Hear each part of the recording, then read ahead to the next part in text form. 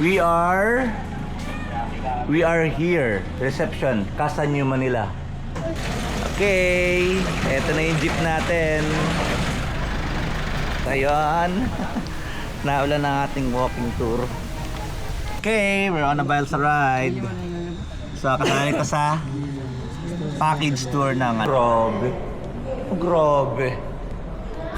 Amazing. Grabe, oh.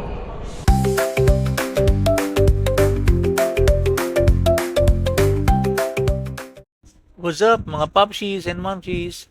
Today we're on our way to Las Casas Pilipinas de Acuzar in Bagak, Bataan, which is just 3 hours away from Manila. At NLEX, just take the San Fernando exit and follow sign to Bataan.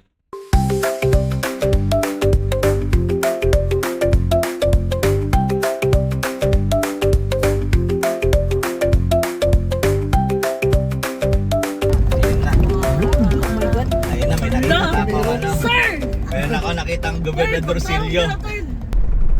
What's up mga pops? Ito for today's video. Dito tayo sa Las Casas Pilipinas de Acuzar. Okay, good morning. Good morning. With reservation. Messina. Dito 7. 5 yung naka pre-registered na, tapos may additional 2 na lang kami. Opposite na lang po siya sa reception. Ang reception po namin sir. Sa? Magpas niyo po dyan sa tulay po na yan, kaliwa. Okay. Yung sa kaliwa yung may flag po. Reception po. Ay, may flag na yun, yan ang reception. Tapos lang po dito po. Andyan ba si Emilio Aguinaldo ngayon? Tulog pa? Sabihin mo, pumunta yung taga Surigao ha? Si Emilio ha? So, upon entry, proceed daw dun sa reception area. Etong area na to. Yan, reception. Hindi ko kay Bea Lumos.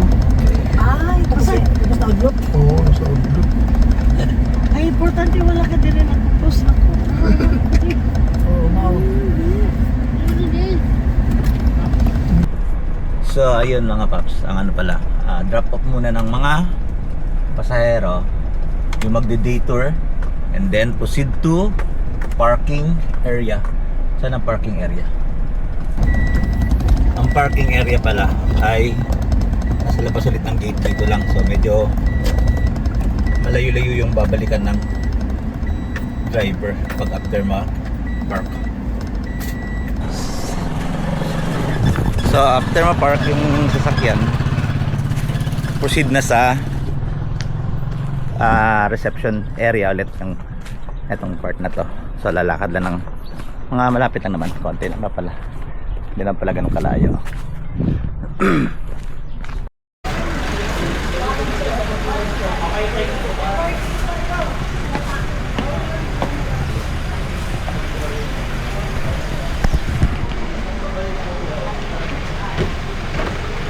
Proceed muna tayo sa registration. Ito yung registration for day tour and for check-in.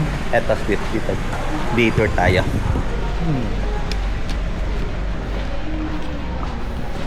Ayan. Registration for day tour. Meron po ako. Good morning nga. Good noon na pala. Meron akong pre-registered 5 guests. And then, ito po yung Day tour po, sir. day tour. Eto. Service and Breakfast. details. So, additional info. May isa kaming kasama na PWD. So, pwedeng i-apply ng 20% discount. 4,000. Bale, 5.7. sabihin ko na lang yung mga rates. And then, kung magkano yung discount for PWD, senior, and other applicable discounts. A few moments later. So, what's up mga paps? For today's video, ang ganap natin ay sa Las Casas Pilipinas Acuzar. Ang ating sponsor ng ating video ngayon ay eto, si Corbal Felicia and family from Surigao. Nakasado yung ano.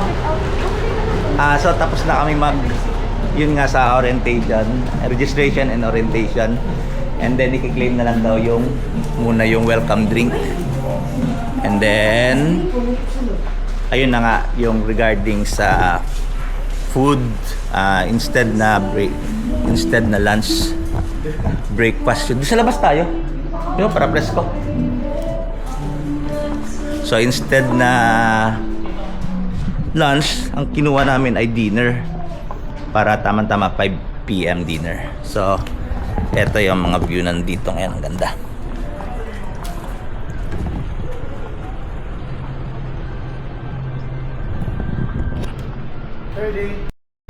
So ito nga pala yung map na binigay.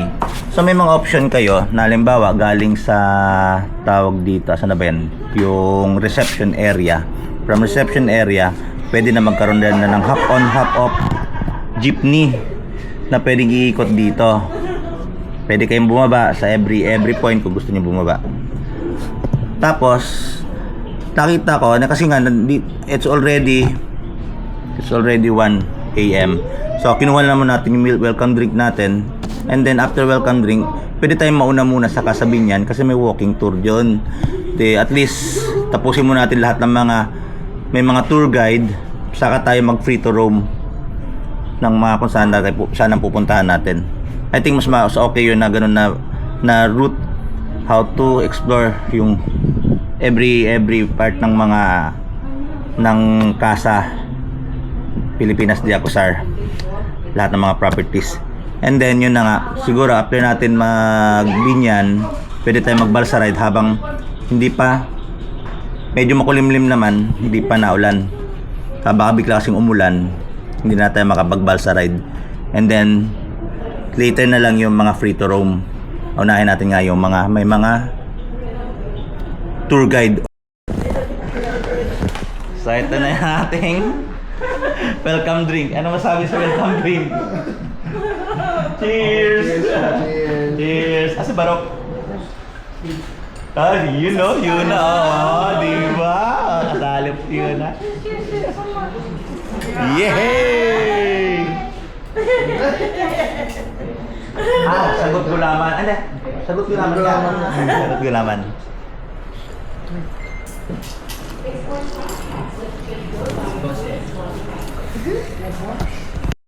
Ito yung baby namin. Happy Peel. Say hi. Yun na. Say hi. Yan sa'yo. Okay. Ano sa'yo? Ayun na. Dito na side pala, meron na ring mga souvenir. Ayan. Sa ilalim to ng reception. Sa taas is reception. And then dito sa baba, pwede nyo claim yung ladies drink. Yung welcome drink. Tapos dito na yun may mga souvenir area. So ngayon, hintayin natin yung jeep para makapunta tayo sa other part. So dito na tayo maghintay at na ambon. Dito dadaan yung jeep dito mamaya. So hintayin natin. Okay, eto na yung jeep natin. At may trapal na tumambon. Say hi, Terdy. Hello. Shout out sa mga taga Surigao. Ay, taga Cebu. Ay, mga taga Cebu rin. Diba? So, Tagalog tayo. Tagalog, Terdy ha. Tagalog. So, ayun. Ayun na. Enjoy na tayo. Welcome to Hop On, Hop Off Jeepney. Ito pala ang beach area.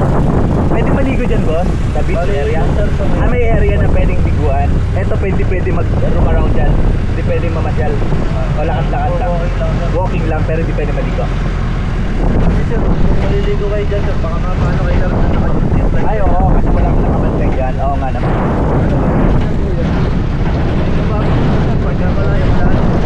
Parang open sea na kasi yan eh, di ba? Ano na yan? China Sea na yan eh, di ba? West Philippine Sea na yan. Nakakarap yan, West Philippine Sea na. Ito yung Destination sa Tutulan, Bataan Nuclear Power. yun ang Bataan Nuclear Power Plant. Ayun, sa dulo na yun. Okay. Ito na yung replica ng Jones Bridge, no? Ito yung replica ng Jones Bridge. Ito. Ayun. Jones Bridge. Yung sa Binondo. Ayan, ayan, ayan. Mamaya lakad tayo doon para aesthetic na dulo. Sana ganito lang na ano, na kulimlim lang. Ito West Philippine Sea na to. Kasi sakop na rin ito ng South China Sea. Baka makarating na sila rito. Kailangan natin ng mga Kailangan din ng mga kanyan dito. Baka ito ang una lang puntahan. Magtutour muna sila.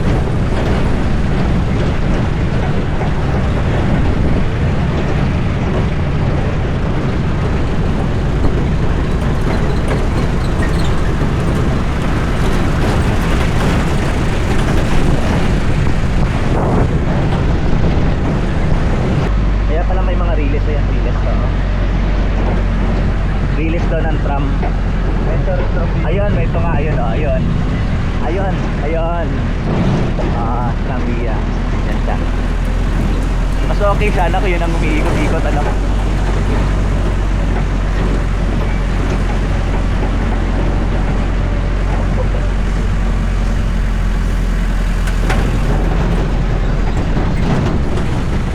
Ito na ho ba ang Kasabinyan? Okay, salamat kuya. Okay, we're now here at Kasabinyan. Dito natin simulan ang ating walking tour.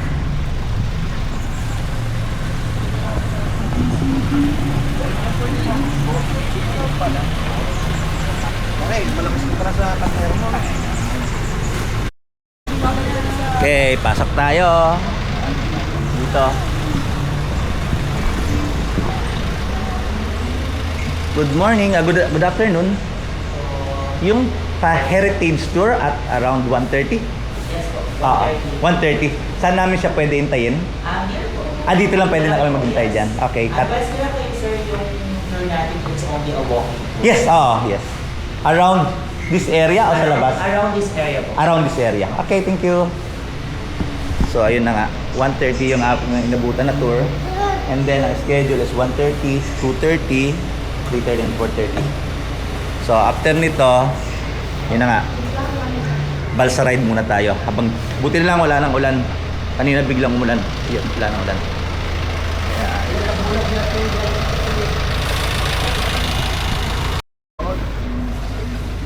Sponsor for our today's video. Ayun. Ating katropa. Si Pops Felicio.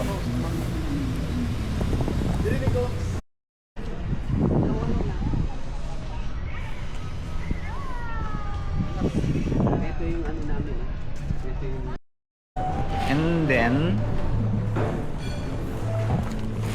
And then malapit dito sa Kasabinyan itong La Bella Chudora Italian Restaurant. So, air conditioned restaurant siya, and then may mga wine selections. Ito yung wine selections natin.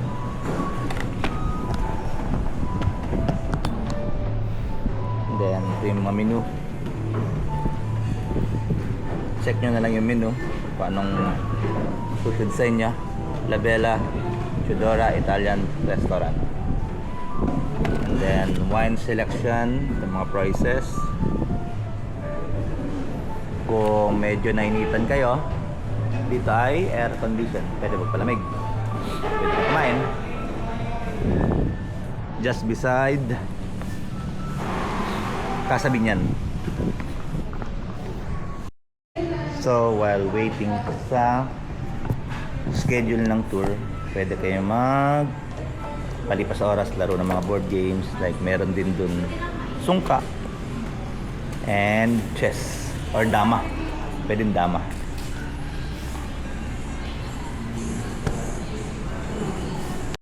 Follow me here. Let's go.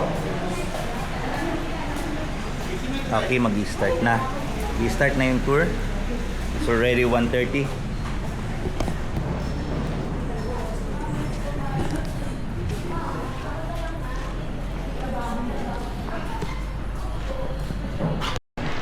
Alright, so let's start our tour. So good afternoon, everyone. And once again, welcome welcome to Las Casas Filipinas de Acuzar. So mabuhay, my name is Kenneth and I will be your guide for today. So today I will accompany you to some of all the historical houses that were built and transferred here. And during the tour, we'll be visiting some of the house here. But before we enter to the house, we need to remove our footwears because this is one of the Filipino tradition that we continue to practice here and also to give respect to the owners of the house. So before we finally start the tour, let me just give you a brief information regarding to this place. So Las Casas Filipinas de Acuzar, those are Spanish words which means the houses in the Philippines of Acuzar. So Acuzar, that's the surname of the family who owned this resort, and they started collecting old houses in the year 2000 and they opened it in the public in the year 2010. So it took 10 years before they built this resort because all of the houses that you can see here were truly studied.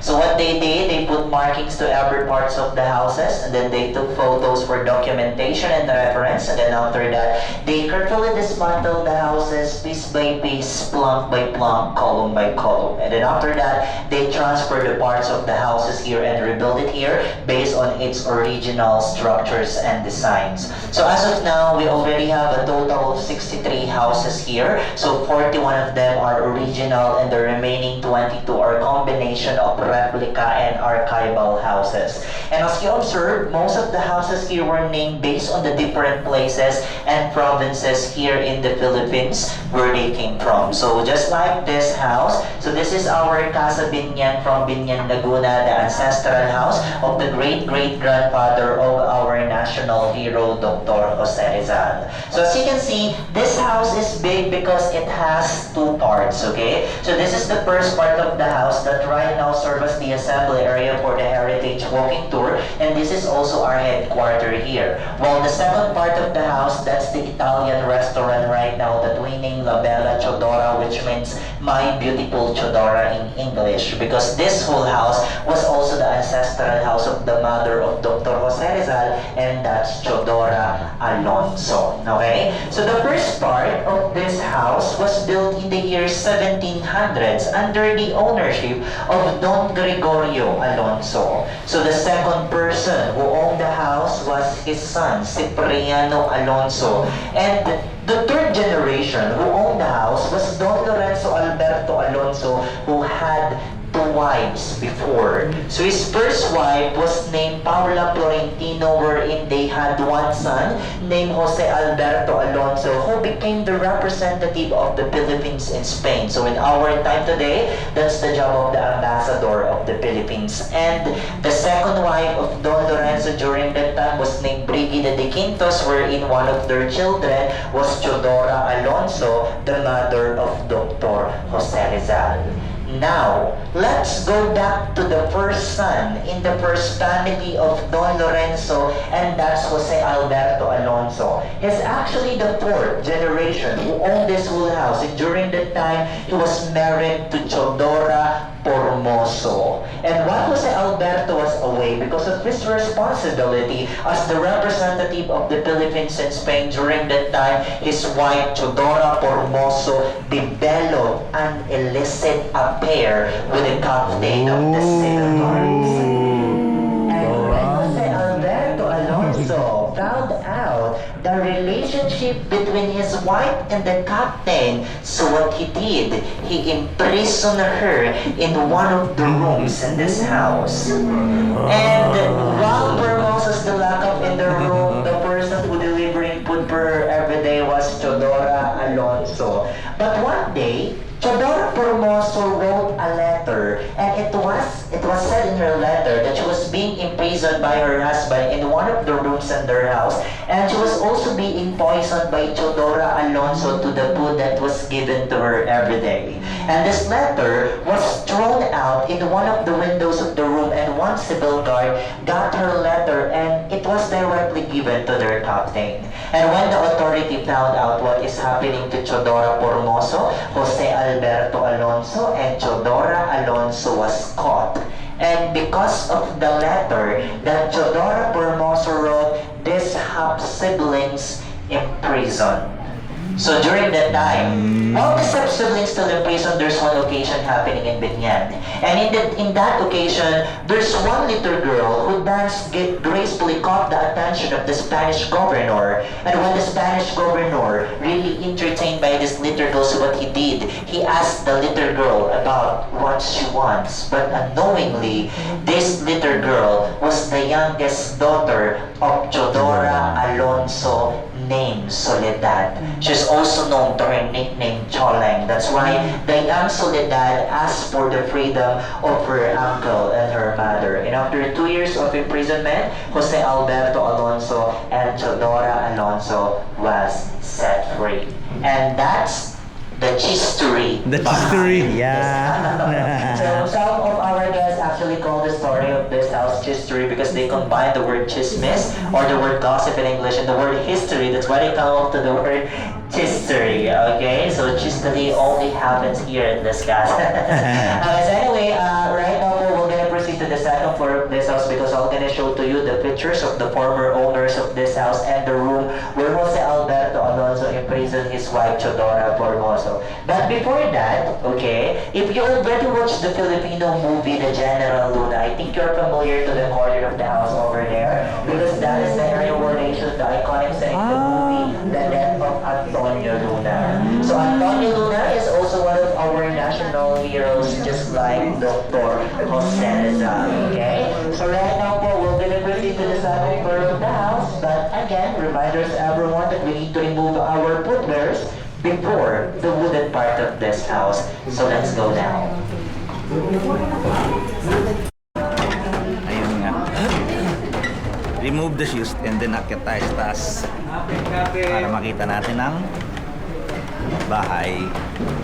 And then napaka kintab ng sahig. Ilang floor wax kayo nilagay rito?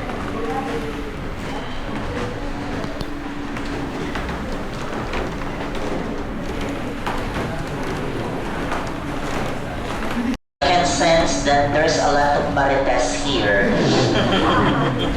Alright. Okay, so by the way, let's continue the tour. So, by the way, this house is not original anymore because the original parts of this house range to 1 to 5% only. So, meaning to say most of the parts of this house are just fabricated and included to 5% original parts of the house is the stairs that we use up going here to the second floor of this house and the ceiling that you can see here. So, they're still original, okay? So, by the way, this part of this house before we usually call this comedor. Are you familiar to the word comedor? Comedor, that's actually a Spanish word which means dining area. So in Tagalog, we call that hapagkainan. So that is the comedor or the dining area of this house, okay? And right now po, we're gonna proceed here to the living room of this house where you can see some of the pictures of the former owners of the house. Let's go now.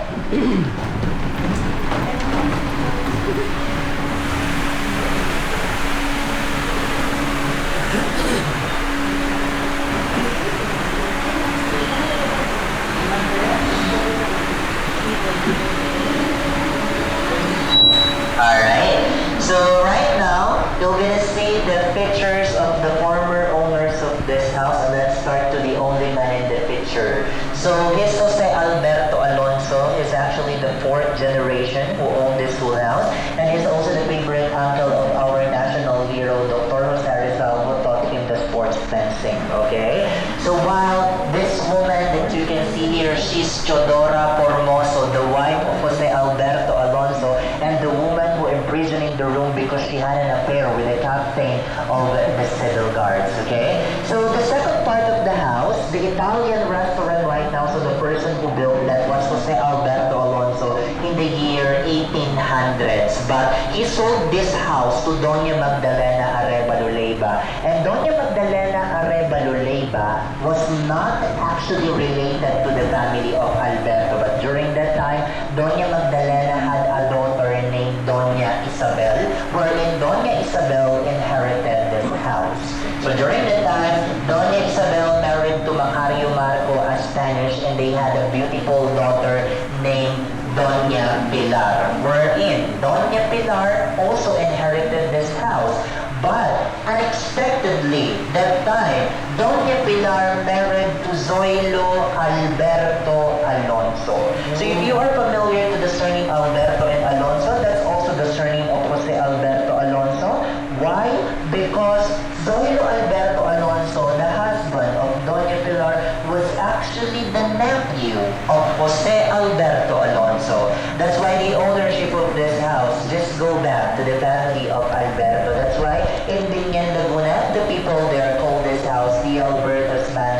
or the Alberto's house. And the amazing part of it, these two paintings that you can see here are still original from this house, but the two paintings here are just the reproduction or the replica. And right now, I'm gonna show to you the room where Jose Alberto Alonso imprisoned his wife, Chodora Formoso.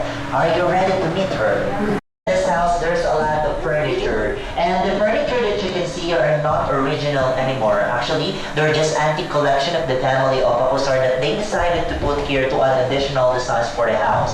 And it is also included to 5% original parts of the house. The wall that you can see over there, same with the doors of this room. So they are still original. Okay? So by the way, before I give you a time to explore this house, I want to show to you the special feature of this house, which is the narrow passageway that you can see behind you on that corner. So that narrow passageway, they call that bulada, and that is the passageway for the slaves before. So if you are familiar to the two types of slaves that we have here in the Philippines before, we have alipin sa gigilid and alipin na mamahay. Exactly. So alipin sa gigilid, this is a type of slave that serves on the corners of the house, on the sides of the house. That's why we call that alipin sa gigilid, from the Tagalog word gilid, which means corner or side. So meaning to say they're only using that narrow passageway to serve their masters before. While the alipin na mamahay, this is a type of slaves that serves inside the house. That's why we call them alipin na mamahay, from the Tagalog word na mamahay, which means in the house or inside the house. So again, those are the two types of slaves, alipin sa gigilid and alipin na mamahay. So remember that. Why? Because before we end this tour, we will be having our short quiz. You know. You need to perfect the exam. Why? Because if you're not gonna perfect the exam, you're gonna be in prison in this room. Anyway, I'm just kidding, okay? So I'll just give you 5 minutes to explore this house, and then after that, we're gonna proceed to our next house. So don't worry, because we're not gonna visit all the 63 houses that we have here, because today is not enough to do that. Okay, so today, we're just gonna visit the 3 major houses that we have here, and this is our first house, so meaning we still have 2 houses to go. So take your time.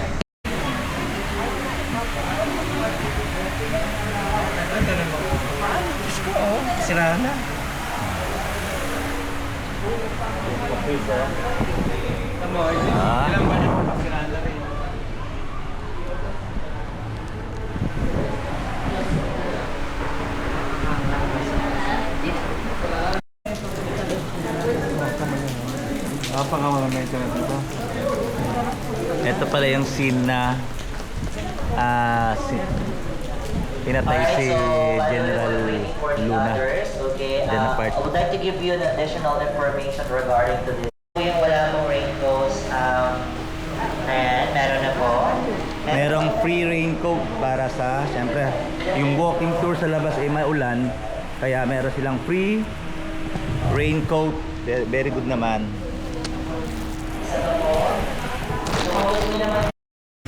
So yun, naulan ang ating walking tour. And our next house is the Casa Quiapo.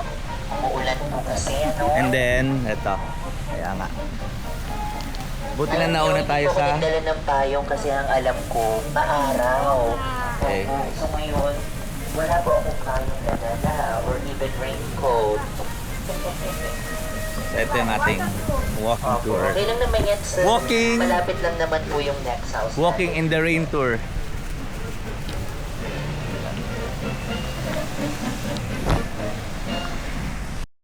Second house that we're going to visit this afternoon. By the way, before we go inside the house, so next to Casa Binyan, you'll see a big house also over there, okay? By the way, that house is our Casa Baliwag Uno from Baliwag, Bulacan, and that house was built in the year 1898 under the ownership of Captain Fernando Vergil de Dios. And Captain Fernando Vergil de Dios also had 2 wives before. So his first wife was named Carmen Tausta de Leon, wherein they had 9 children. But unfortunately, the second wife during that time was named Angela Nunez, wherein they were blessed with additional 12 children. Grabe! Yes, that's why if we're going total, all of the children of Captain Fernando Virgil de Jose actually had 21 children and his past 12. So right now, we're not allowed to visit the house because they want to convert that house as one of our rental houses here. So once again, that's our Casa Baliwag from Baliwag, Bulacan, okay? And this big and elegant house, again, this is our Casa Quiapo from Quiapo, Manila. And this house was built in the year 1867 under the ownership of Don Rafael Enriquez. And the person who designed this house was Felix Rojas y Arroyo, the first Filipino who practiced architecture here in the Philippines. And as you can see, on the wall of the house here, we have the original logo or seal of UP Pioneers, because just like what I've said to you earlier, in the year 1908 to 1926, this house became the first building of the University of the Philippines School of Fine Arts, wherein the first director of this school was also the owner of the house. And some of our national artists here in the Philippines like Fernando Amorsolo, Carlos Botong Francisco, and Guillermo Tolentino were actually the product of this school, okay? But when they moved the School of Fine Arts of UP in Padre Paura Street, Manila, actually this house was left abandoned. That's why the previous owners of this house decided to put different establishments inside the house. That's why the second floor of this house before became a bowling alley and boys and girls dormitory. Wow, the ground floor of this house before became a sex slideshow house. Whoa! And that is the saddest part of the story of this house. But right now, here at the Casas, the house serves as the House of the Dallas Artist Project. So it is a non-profitable art association funded by the daughter of the owner of this resort, okay? And right now po, we're gonna visit this house. But before we go inside to this house, I wanna show to you first the two types of doors that they use here, okay? So this big wooden door that you can see here, they call this Puerta Mayor, meaning that's the main door The of main the house, door. and they use the door as a passageway for the carriage and horses. Wow, this is small door that you can see here, they call this Pustigo, and this is the door for the people. So as you can see, the door is actually low and small. Why? Because the ordinary height of Filipino before are just 4 to 5 feet tall. That's why they make doors that they comfortable faster based on their height.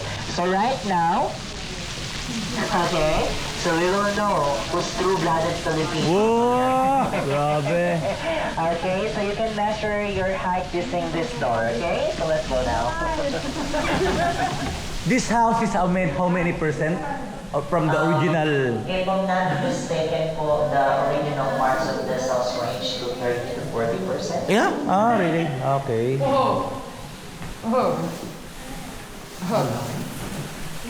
Okay, so by the way po, just like what I've said, this house is still original here because the original parts of this house range to 30 to 40%, and included to 40% original parts of this house are the stones that you can see at the flooring of this house. So this is stones they call this Petrachina stones, and it's originally from China. So they use the stone as a ballast for balancing the ship during the galleon trade. So if you're gonna buy a Petrachina stones in the market right now, you need to pay at least 10 to 15,000 pesos. It depends upon the thickness and size of the stone. So meaning, the stones that you can see here are actually expensive because these stones are real Petrachina stones. Okay, so by the way po, just like what I've said to you earlier, right now this house serves as the House of the Bellas Artists Project. So that's why we have here a painting exhibit. So we call this the Likhalina exhibit. So from the Tagalog word likha, which means to create, halina, which means to come on. So these paintings were created by local artists here in Bataan, and if you're interested to these paintings, you can actually buy them because they are all for sale.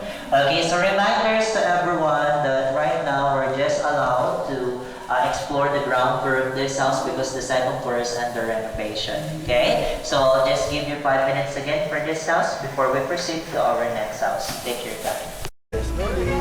Wala nang ulan. Ang music, parang napaparada tayo. Opo, no, parada.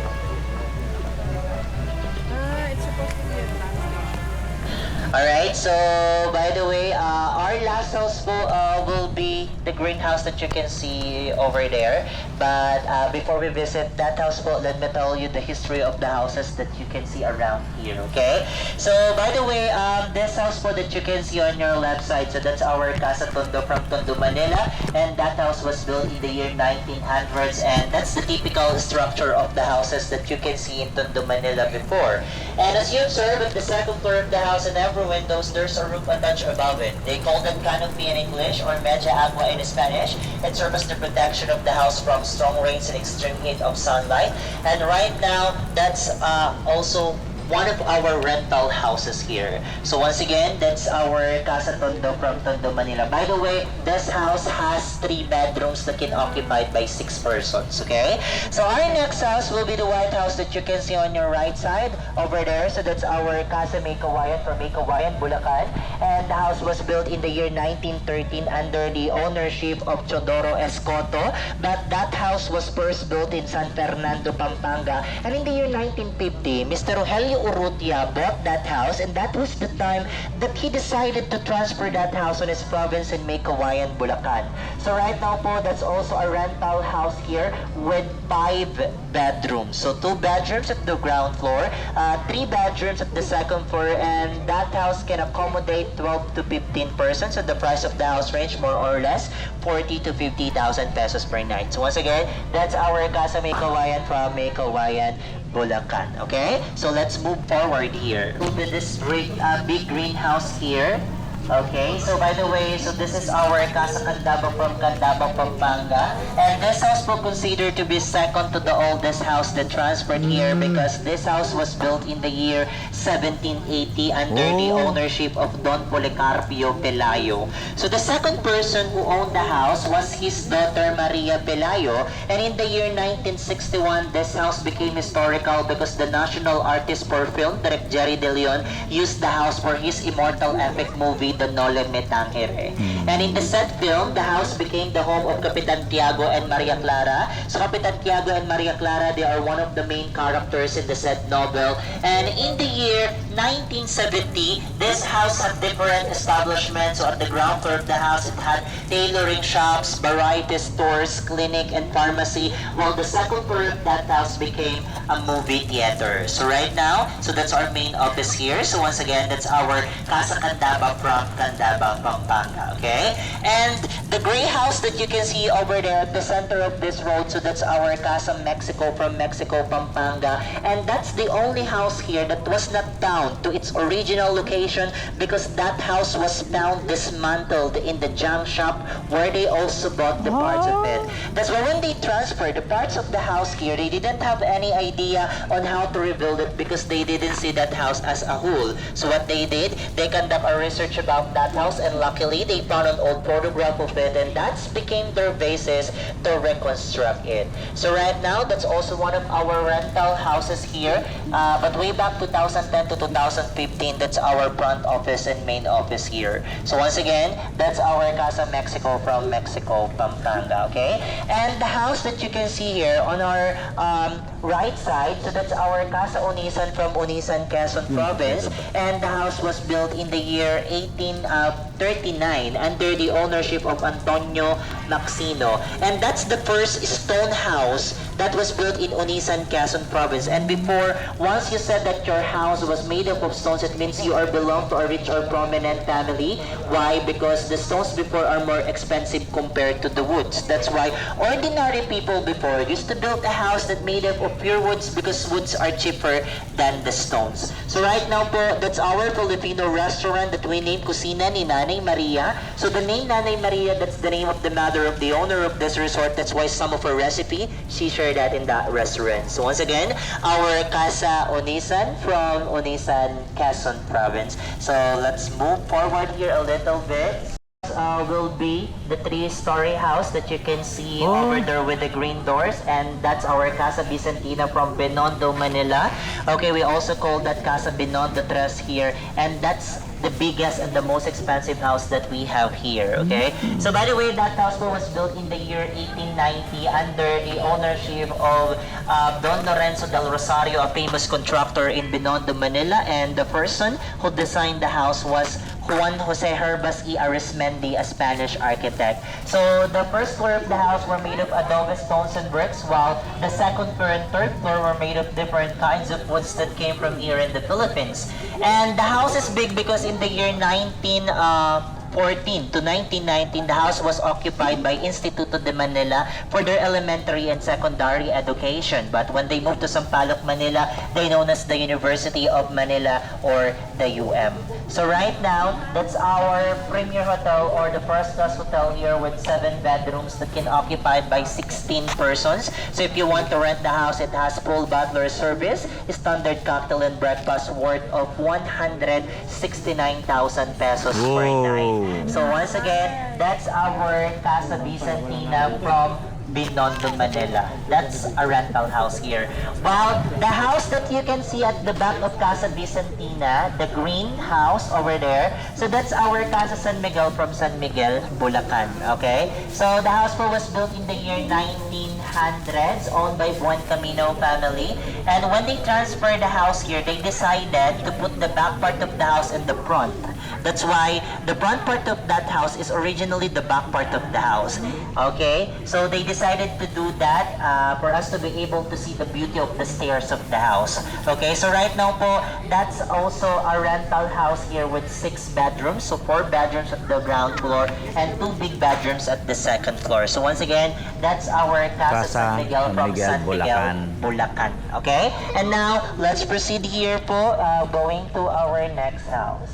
Last house po, the big building that you can see over there with the blue doors, that's actually a replica of Hotel in Escolta, Manila, and the building was built in the year 1900. So right now, the ground floor of the building converted as one of our souvenir shops here. So that's our La Tienda Cita stores. If you want to buy some souvenirs to your friends and families, you can visit our souvenir shop at the ground floor of that building. Well, the second floor and third floor, that's the hotel rooms for the guests. Okay? So as you can see, at the third floor, there's a statues of women and men. So the statues of women, they call that Caryatids, while the statues of men, they call that Atlantis. So what are those?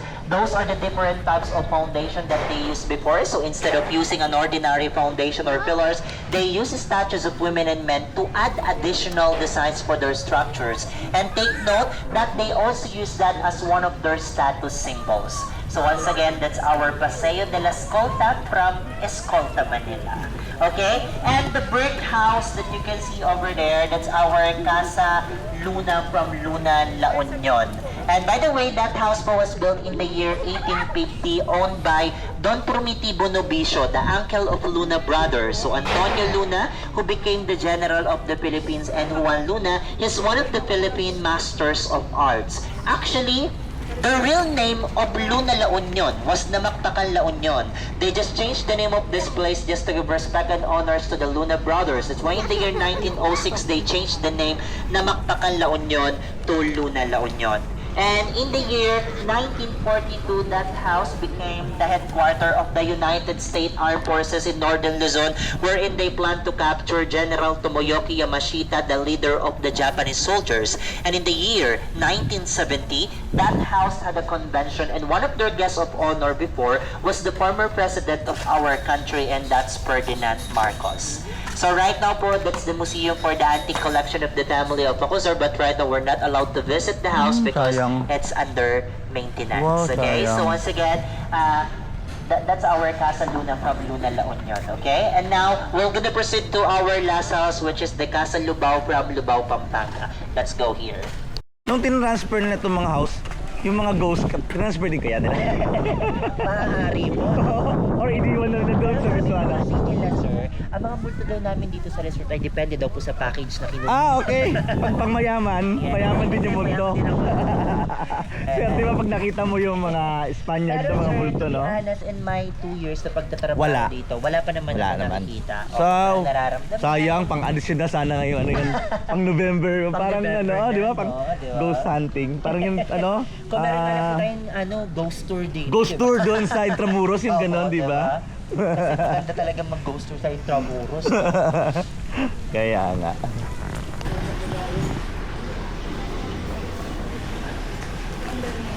Okay, so by the way po, so this is our last house, and again, this is our Casa Lubao from Lubao, Pampanga. Okay, so by the way po, this house considered to be second to the youngest house that transferred here because this house was built in the year 1920 under the ownership of Valentin Arastia and his wife Francisca Salgado.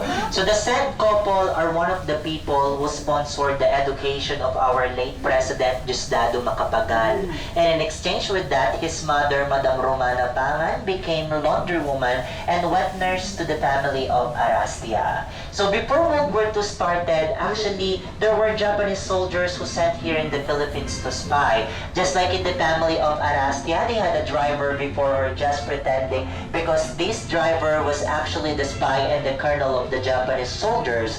That's why when the World War II started, this beautiful house became their garrison or their headquarters. And before, the Japanese soldiers had a custom that after they use the house, before they leave, they need to burn it together with the family who lives in the house. And when they about to burn this beautiful house, there's one person who opposed to the plan, and that's the driver of the family of Arastia who became the spy and the colonel of the Japanese soldiers because according to him, in his 10 years of working in the family, they treated him well and accept him like a true family. That's why he didn't let this house to be burned and the family to get harmed. And right now, we're gonna visit the second floor of this house because I'm gonna show to you the beautiful interior design of the house. Let's go. Okay? So, by the way, reminders again to everyone that we need to remove our footwears before the wooden part of this house. Okay? Before the wooden part, so pwede pa rito. Okay, let's go. Be careful po. Careful. Kasi part po ng ating buksan ngayon na basa dito, no? So, you just go. Dito na lang po kayo sa side na. Ayan. Okay. Wow, the view. Pasok po.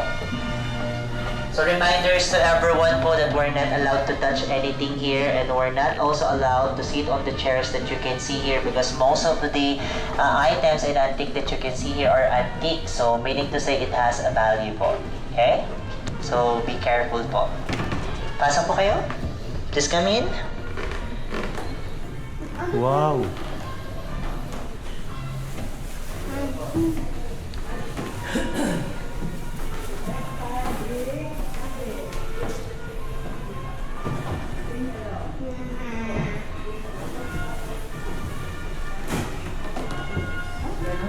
Tawag dyan. So tinatawag din po nila ito na knee-high chairs kasi nga daw po maliliit lang ang mga Pilipino noon. Nakalaga sa tuhod nila yung kahit ng mga bangkuhan. That's why tinatawag na knee-high chair. Opo, pwede po yan. Yung mga bangkuhan po dito sa labas. Grabe kalapad ng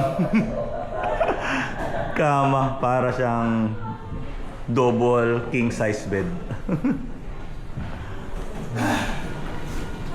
So by the way po, the main attraction of this house is actually the ceiling. So as you can see on the ceiling, there's an artworks, paintings, wood carvings of fruits, and the glass chandeliers. They also have this wood carvings of koi fish here before you go to the comedor part of the house. So by the way, they put fruits and koi fish as an interior design for this house because the previous owners of this house believed in feng shui. That's a Chinese belief which means good luck and abundance. Okay? And the special feature of this house, these are the wood carvings that you can see between the ceiling and the wall. So they call that calado. And as you can see, this calado are actually open because they use that for the natural ventilation of the house. Okay? Sige po, I'll just give you 5 minutes again to explore this house. So take your time. Saan yung mga tao? Ipapasok. Papasukin lahat ng tao. Tangya, galit na naman si Padre Damaso. Ito yung bastonero. Bastonero, lagyan ng mga baston. Payong. And then ito. Original antique. Ang lyre. Sayang, hindi putol na. Hindi na-restore. Sayang, putol na yung lyre. Ito may luma pang telepono. Lumang telepono. Costanera. I think you're familiar to the big bridge that you can see over there, because that bridge was actually inspired to the first foot bridge in Paris that they called Pont Neuf. And here at Las Casas, to make it more Filipino, we call that Tulay ni Lola Basha or Lola Basha's Bridge. So Lola means grandma. That's why, as you can see, the statue of Lola Basha beneath the Ayun! bridge over there. I mean, beside the bridge over there. Okay. Si Lola Basyang, And then in the ayan, si bridge Lola po, you'll see Basyang. some of the mythical creatures like Tikbalang, Capra, and Manananggal. So those are the mythical creatures that used by Lola Basha in her stories to scare children before. Yun yes, ang kwento ni Lola Basha. Alright, so by the way, Lola Basha is actually a famous storyteller here in the Philippines, okay? And before we end this tour po, I want to share to you this short poem that Mr. Jose Resalino Abosar composed. It is actually a Tagalog poem. Ito po ang tula. So may dating at puso kapag pinagsama-sama, gumaganda kapag nabibihisan, ngunit pumapangit naman kapag napapabayaan. Ang bawat bahay ay merong damdamin at karakter. May pera sa bulok sa pagkalinga natin sa ating kapaligiran at kalikasan. So once again, my name is Kenneth, your tour guide, and this is Las Casas Filipinas de Abosar, our pride from the past and hope for the future. So thank you so much for Thank joining you. the tour, and I hope you really enjoy and learn a lot. Yeah. So enjoy the rest of your stay here. Highly Okay recommend po. Thank you so much for joining the tour. Thank you. So let me just Kaya ko nga. So ayun, tapos na tayo sa Casabinyan walking tour. At nakisama naman ang panahon sa atin na huminto na yung ulan kahit saglit lang. And then ang next natin ay Balsa tour muna para habang hindi pa naulan ulit. Dito rin tayo sasakay. Dito rin mag-start na yung Balsa tour. Tara, punta muna tayo doon sa loob. Doon sa loob daw ang queuing para sa Balsa ride. So, hello, good afternoon. Yung para sa queuing ng Balsa tour, anong kailangan niya? Yung stub lang circulator po kayo, then kung check-in naman po. Ay, yung stub lang ng dito. Sige, thank you. Waiting lang po tayo at least 30 minutes. 30 minutes waiting. Okay. And then how many minutes yung magiging parang Balsa ride? Inabot po ng mga 30 to 45 minutes. Okay. So Balsa ride 30 to 40 minutes. So kanina nga pala yung Casabinyan walking tour ay inabot nag-start tayo ng 1:30 and it's already natapos siya around 2:30. So 1 hour din yung Casabinyan walking tour. And then ayun, wait tayo for queue ng ating Balsa ride. So it's already 3 o'clock. Natapos na natin yung isang parang main activity. Yun nga yung Casabinyan walking tour. And yung nag-start tayo rito, dumating tayo dito ng 1 AM. Ayun na, nag-start tayo 1:30. So basically pwede nyo tapusin pa lang day tour within a day. And then so far okay naman kasi nakisama naman ang panahon. Etong at umulan kanina at ngayon pa makulimlim na. So may ibang group na naman ng walking tour. Ayun, 2:30 nag-start yan kanina. Mamang sorbetero. Ito, may bayad to sir kung iikot ito. 300 per head po. 300 per head? Pero ipa-picture po niya, may bayad po yun o tip lang. Depende na lang na. Okay. Ay kami po. Okay, let's go. Nandito na ating balsa.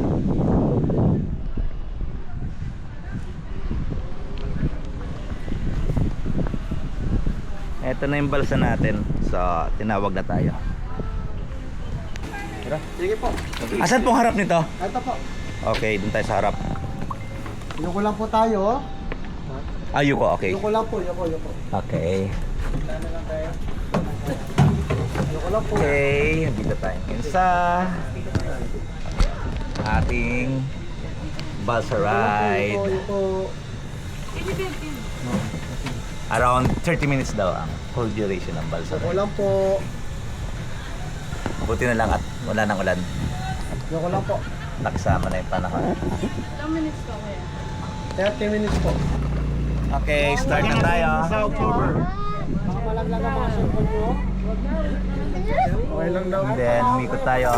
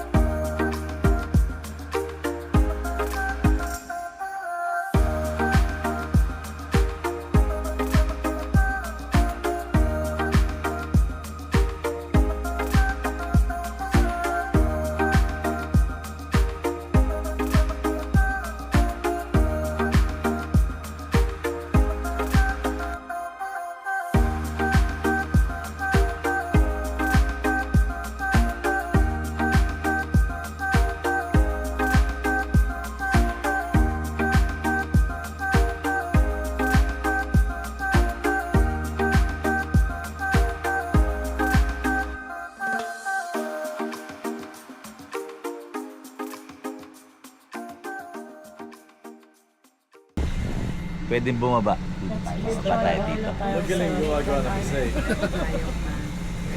10 years in the making lang, di ba? 10 years. 10 years in the making. So ayun, bababa tayo. At dahan-dahan at madulas. Ang Batangas, doon sa built in 1920. Doon yun na yung manasigang magtibay. The Chief of Police from Batangas.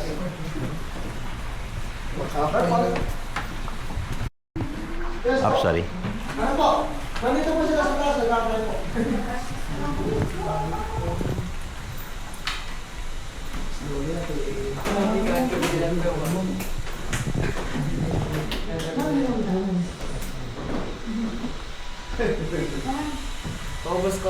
Hindi po. Salamat po sa atin. Ah, pati yung stair nito, original. Ganda ng kahoy. Grabe.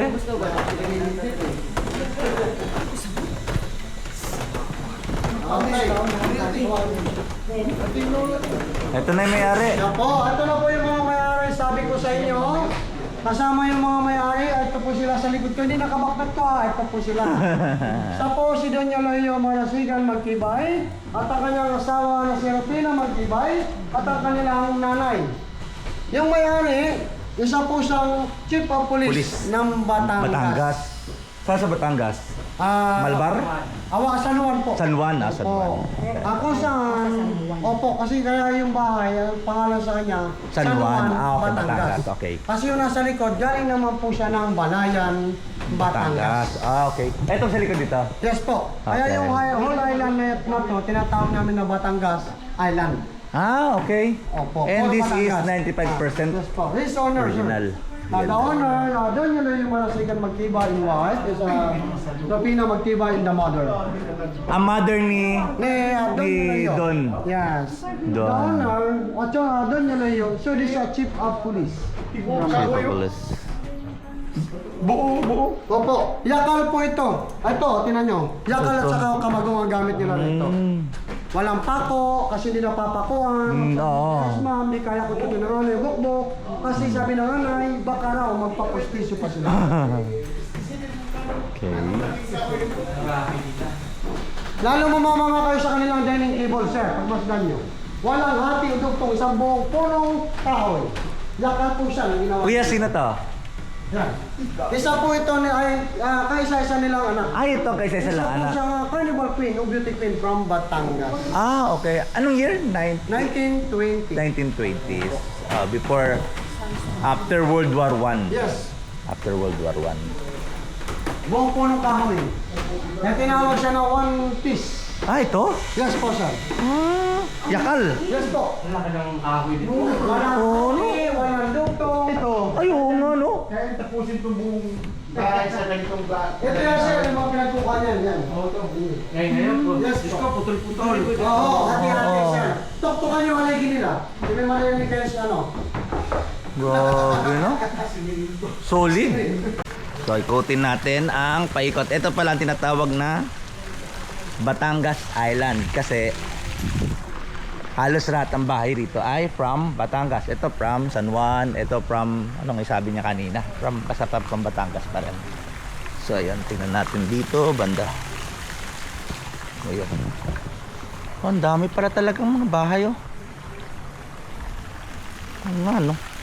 So, tara na, maiwan na tayo. Okay, tapos na tayo sa Batangas houses. We're back at the Balsa Ride.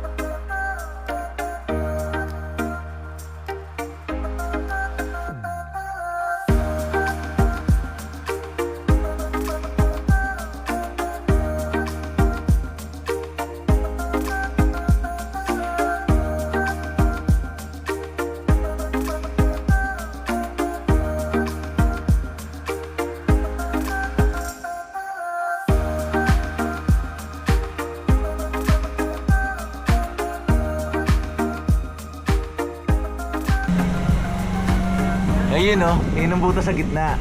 Ayun. Ang nasa kanan natin na bahay, pinakabatang bahay po siya sir na nailipat dito. Naitayo sa year 1936, galing po yan ng Agonoy, Bulacan. Pagkakayanin ito mga Santos at Consuelo sa Ginsing. Nakuha naman nila ito ng 80% sa kanyang pagka-original. Grabe, no? May mga ganun.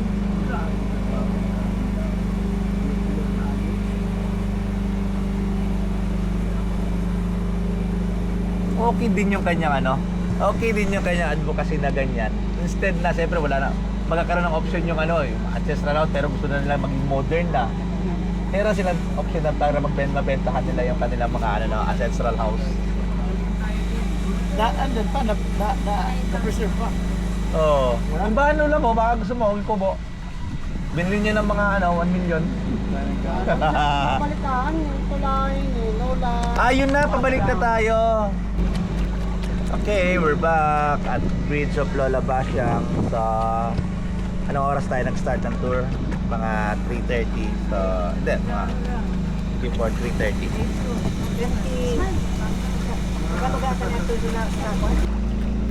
So, interesting yung Balsa Ride. Mga parang ma-miss ka na. May mga ganito palang mga lugar sa Pilipinas dati ng ganito. okay naman. Kita niyo mga balay in one trip. Diba? Diba? So, hindi laging lahat building dapat tinitignan mo. Hindi lang sa books. Oo. Hindi. So, sa lahat ng classmate mo, ikaw lang yung nakakita ng ganito. Diba? So, kailangan mo mag-re-echo sa kanila. May ano nga patuloy. Sa assignment ka.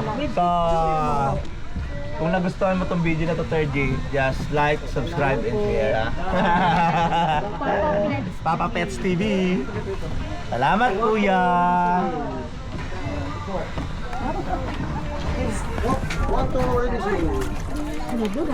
Kuya, salamat. You're the best. Thank you very much.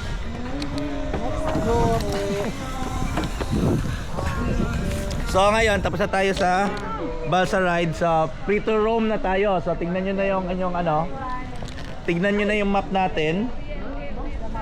And then sasakay tayo ng jeep doon. Tapos pwede na tayo mag hop on hop off sa ating makikita na gusto natin na babaan or mag picture. No? So para maikot lang natin yung gamit yung jeep. So, pero kung may gusto pa yung picture-picturean dito, pwede pa tayo dito.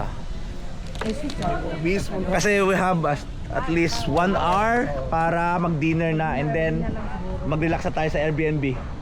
No? Para makapag-swimming.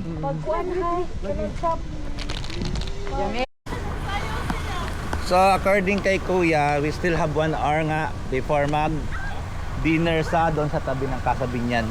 So ang must-see, kasi magsasarado na, Hotel de Oriente. Yan yung museum.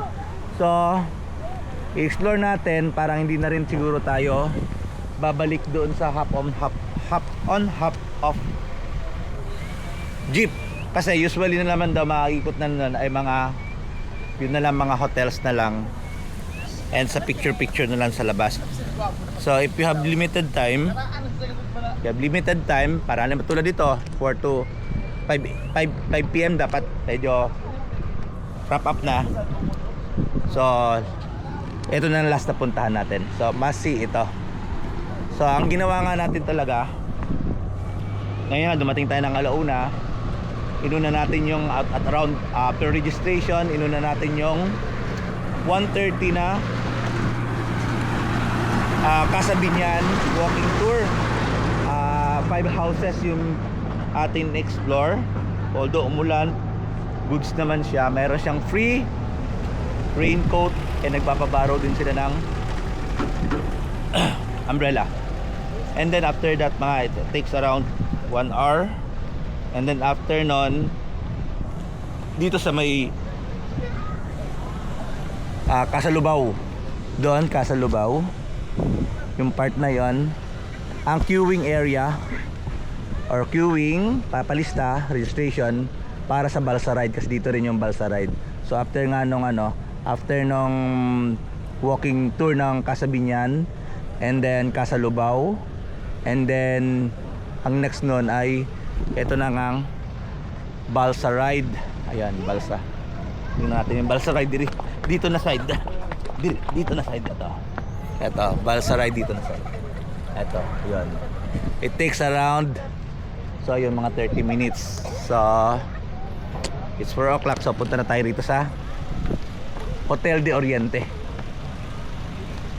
Para daw siya mga more on mga woodcraft museum. Okay. So we're here at Hotel Oriente. Nawawalan siya ng... Sino po? Tawagan yung mga mahalit ko. Oo. Wala na yung babae dyan eh. Bakit po? Nawalan siya ng... Ng gamit? Ay, shoes? Kasi dapat maghuhubad. Maghuhubad niya. Okay. Nung pagbalik niyo po ay wala na ako yung shoes. Wala na. Ay, Sherman yan. Kasama natin yan. Yung akin nga, wala sinta yung go-walk na skate yun. Oo, parang slip-on lang. Wala si kuya nawalan. Si tatay nawalan ng shoes. Oo. Kuya! Dapat sana na Kuya! may kabantayan. Sir, no? May nawawalan kasi ng sapatos dito. Woo! Sapatos ko! Sino kumuha? Nawawalan po. May nawawalan po ng sapatos. So, yun na nga. CCTV na Eto, merong konting... May konting commotion, syempre. Pagpasok pala sa Hotel Oriente, eto, kailangan pa rin sa pabarin yung sapatos. Sapatos ko! Eh ngayon... Hindi ako makaalis! Ayun, kaya nga ngayon si Kuya dapat. So tinawag na yung tawag dito, in charge. Ewan ko makita sa ano. Kaya po masinod yun. Dahil alam mo na pag... Kasi imposible naman po na. Imposible po man pagkamalan yung mali yung sapatos nyo. Eh kung may katulad. May naiiwan na katulad nyo talaga. Parang ganon. Wala namang naiiwan na katulad. Alam niya na mahal yung sapatos. Ah, ganun po? Oo. Yung go-walk na Skechers. Ah! Ako pa nga nagbiro, pag-alis ko, susurin ko yung magandang sapatos. Okay. Okay. Oo nga, no? Tatanggalin na ba? So, hintayin natin na ano magiging solusyon nung concern ni tatay. Eh, tignan muna natin dito sa likod na to, gilid na to. So, wala na rito. Okay. Wala na rito. Dito na tayo, baliktad tayo rito na side. Mas tatay, nawala na sapatos. Diba? Sapatos ko! Wala! Ano ba kayo? Pagbabarilin ko kayo eh. Eto, sige, dito tayo. Iwan natin to rito. Galit tuloy si tatay. Ayun! Eto na yung staircase ng... Tignan natin dito na side. Eto, ayun o. Yun. Ito ang pinaka-overview. Diba? So, explore natin mga paps. Puro mga ano to? Puro mga sculpture. Tulad nito. Yung entrada ng hagdan. Ito. Tapos, yung sa taas pa oh. Puro tignan natin sa taas. Makita natin sa taas. Tignan natin sa taas. Grabe entrada na to. Gaganda ng kahoy. Oh, grabe. Oh, grabe. Amazing. Grabe oh. Oh. Grande. Ganito ba ka-grande yung Spanish era? No? Ayun.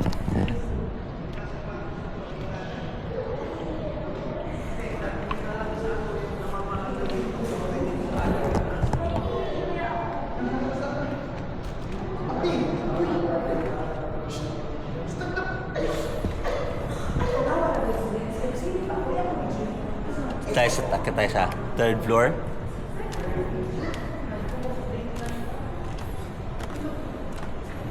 Actually, malamig pala dun sa baba. Dito medyo mainit na. Kasi yung lamig nandun na sa baba, hanggang second floor. Dun, grabe. Oh. Tignan niya tong view na rito.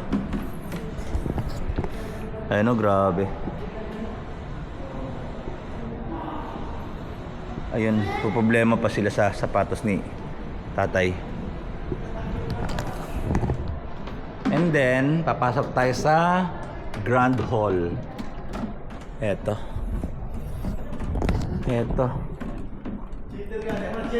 Ang galing. Cheater talaga. Grand Hall talaga siya. Ang galing. Ito yung place sigurado na. Yung nga siya, nabanggit ko kanina. Sana dito mag-host ng parang ASEAN Summit. Para dito na i-house yung mga guest. Para yung picture pa rin na ganito pala dati ang Pilipinas.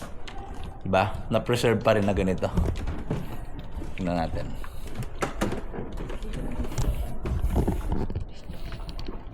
Diba? Galing. Oh.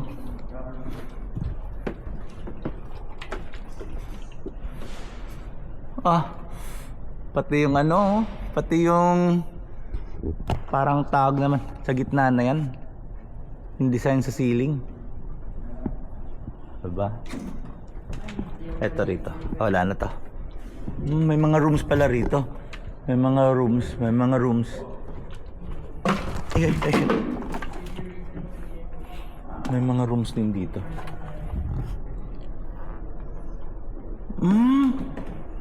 Buong hall pala to. Ayan, oh. Buong hall.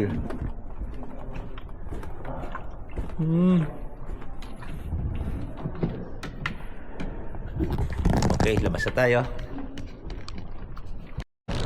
Okay, we're done with Hotel Di Oriente. And explore natin yung dito banda sa may beach side. Dito.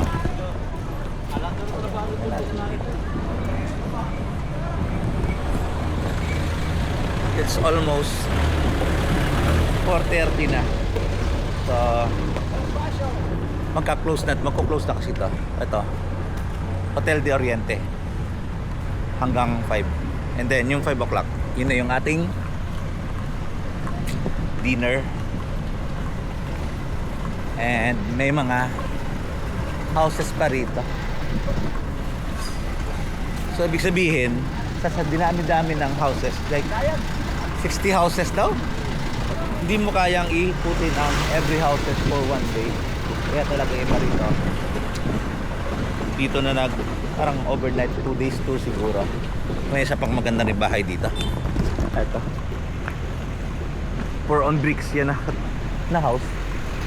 Bricks na house. So yan. Ito. Tignan natin kung anong nakalagay.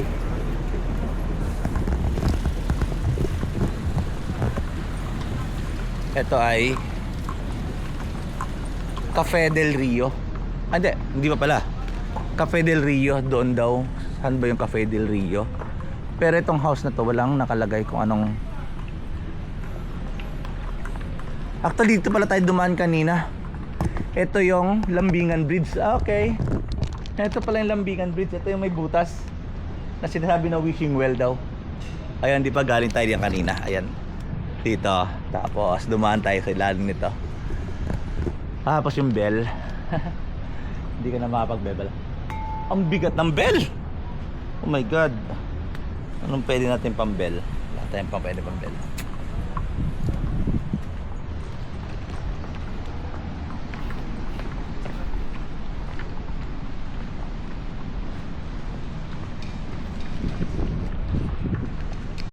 Ayun, may pangalan pala. Itong house na to ay Casa Ladrillo. Casa Ladrillo. Ground floor. Okay. Okay. Ito pala yung mga paid hotels. Kaya may mga numbers doon. Isa pala to sa mga paid hotels. Casa Ladrillo. And then ito rin, paid hotel din to. This is Casa Terasa. Usually pala yung mga houses na for rent, ang sabi kanina ay usually replica na lang talaga daw siya of the original houses. Kasi hindi na binild na lang siya for commercial purpose. Pero may mga yung design niya taken from the original designs. And then yung mga houses na like halimbawa may mga original parts talaga, 20, 30%, 50% ay for viewing houses, hindi siya for room. So ito na yung ang ganda ng dagat. Oh, grabe. Wow. Tapos pwede maligo, pero may part na pwede maligo, like doon lang. Ito lang part na to pwede maligo. Diyan lang na part na pwede maligo kasi diyan lang yung may lifeguard. Pero grabe ayun, may naliligo doon, pero hindi na yata part ng casa siguro yan ng Akosar. And then grabe ang alon kasi nga open sea na to. Ito na yung West Philippine Sea, itong part na to. So ang ganda rito. So sulit din siguro talaga kung halimbawa nature or ano, relax lang ang trip mo na dito mag-overnight. Pwede ka na mag-overnight dito. Pero yun nga lang, yan, tinignan ko yung kung how much, diba? Kasi nga 5 kami, family of 5. Yung kasama ko, 4 sila, and then yung ika 5 kami. Ang rooms sa Agoda, check ko, ililink ko na lang ulit kung how much, ang idea kung magkano. May nakita ako doon, nasa 12 to 15,000 per night. So sabi ko, parang impractical na magstay dito for the night. So might as well, sa labas na lang tayo maghanap ng Airbnb. Pagkatapos ng tour dito, kasi matatapos hindi ka din naman dito mag-overnight. Tsaka mahal din dito ang food, kasi outside food is not allowed kung dito ka mag-stay. Kaya mamaya meron tayong from I think 2 kilometers away lang from here yung ating Airbnb. So we're waiting na lang sa 5 PM. Yun ngayon na option natin na pinili for the dinner, kasi nga hindi naman tayo nag-lunch kanina. Hindi tayo nag-lunch dito sa loob, nag-lunch tayo sa labas. So yun ang advisable. Kung gusto niyo ng dinner na muna yung makuha nyo dito, mag-lunch muna kayo sa labas para pagdating nyo dito, start the tour, and then ang option nyo na kunin ay yung dinner option. Tapos pag out na, by the way, bago daw mag-exit after ng dinner, dadaan ulit dun sa Casa Manila, yung reception area. Kukuha doon ng exit clearance para sa egress, para paglabas. So ayun, waiting lang tayo ng 30 minutes para sa dinner. See you later. So it's 4:45, so pwede na tayo pumasok dun sa restaurant. Yung palang La Bella, ano nga ba pangalan nun? Tinitignan natin kanina na may mga wines. Diyan pala isa-serve yung lunch, di ba nga sa atin ay dinner. So dito pala natin i-avail yan.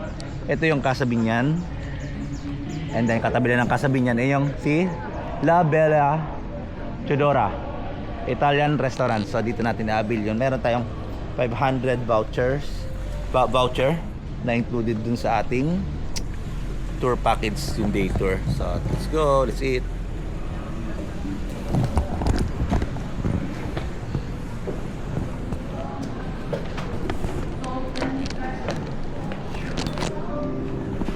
Ay, thank you Lord. Order ka for 7.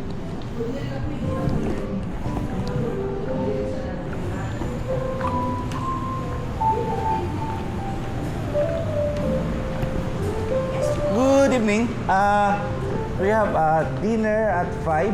Yes po. Good for 7. For 7. Yan. Hindi po, babalik na lang. Po? Upo na po kayo. Sige, maghintay na lang kami ng 5. Okay. Or we can start na. Malamig yan? Sige. Tataas ko na lang. Sige lang Angat na lang natin. Sige. By the way, yung dine-in credit, alam ba, di ba 500 3.5 po, all na po yun. Yung excess po I mean, sa 3.5, yung babayaran niyo po. sa 7 kasi kami, meron kami 500 Yes po, kaya po per total- person na kaya 3.5. Yes. So, the total order namin, I-deduct po natin si 3.5, yung excess or sobra po, yun po yung babayaran.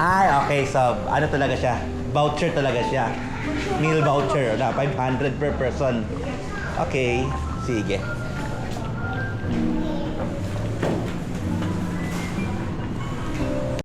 So ayun ang prices. Dapat din tayo mag-excess ng 500 per person para wala tayong excess. Kasi 500 lang yating per person dining credit. Kaso lang, ano kaya pwede mong i-order sa eggplant? 400 pesos eggplant. Pasta. Antipasti, I think is pasta. Calamari, romana. Medyo madilim na, hindi ko Yung dessert nila is yung salata. Ensalada. Ayan, ensalada. Antipasti, baka yun yung mga pasta. Iba rin ang, okay. antipasti, iba ang pasta sa antipasti. Ayun. Iba rin yung homemade pizza. Dulce, ito yung mga sweets.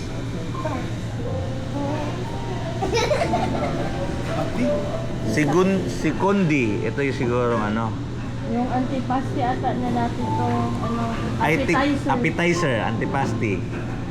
And ang segundi ay ano, course second, ano ba? Second course? Main course, parang ganun. Risotto. Yeah. So, ayun. The blood runs well. Kasi Italian restaurant siya. Mahirap. So,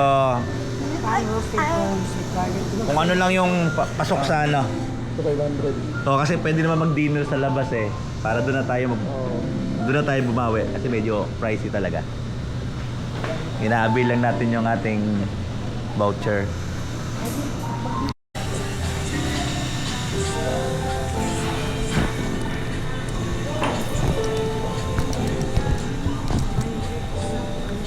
Come on, let's eat. Video naman siya. Video. Wala, kaya ko doon. Thank you. Okay, we're done. Dinner. Bali, ang ginawa lang natin ay para hindi mag-excess ay pinag-join yung order. Some order na pwede namang less than 500, yung isa above 100, 500. So, para light dinner na lang. So, medyo pricey yung kanilang mga nasa menu. So, ngayon, before checking out, dapat, or checking out or before leaving dito sa ano, dadaan muna ulit sa Casa Manila doon sa reception area. So, dito ulit tayo maghihintay ng jeep, yung hop on, hop off jeep, pabalik sa Casa Manila para kumuha ng exit clearance. Okay. Tara na! Let's go! Dito na!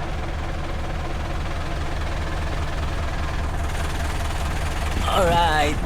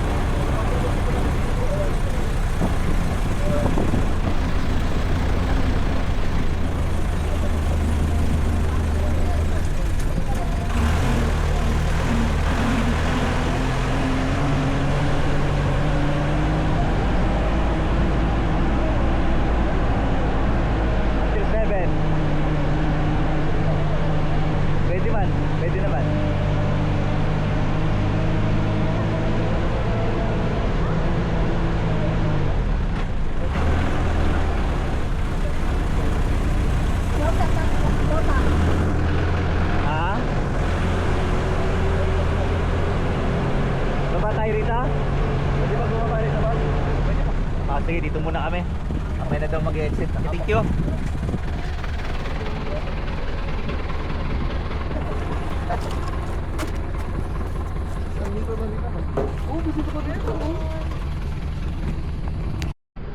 So change plan tayo. Decided na magstay muna hanggang 7 PM kasi nung nakita nila na mga kasama natin na aesthetic na nga talaga paggabi. Ito na, makita mo na ang Agosar during night time. Ito, explore muna natin dito tayo sa Jones Bridge replica. And then ito na yung sunset, palapit na. It's already 6 PM pero yung sunset medyo mataas pa yung araw. And then explore natin hanggang doon sa may breakwater, hanggang doon dulo. Pwedeng i-explore. And then ayun na nga, mas maganda kung halimbawa day tour kayo, gusto nyo makita yung Agosar during daytime, and ibang experience din during nighttime, pwede kayo magstay ito. Hapon na talaga. So kasi hapon, pwede nyo na mag-option nga yung dinner instead of availing yung lunch and morning tour. Doon na lang kayo sa hapon para mas kita ko, mas maganda siya sa gabi, mas aesthetic din siya. So let's enjoy the rest of the day.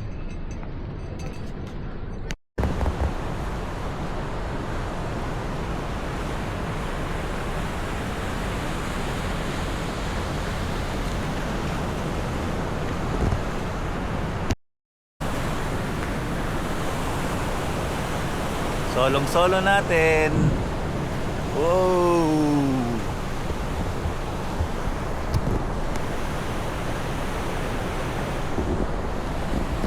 Ganda rito.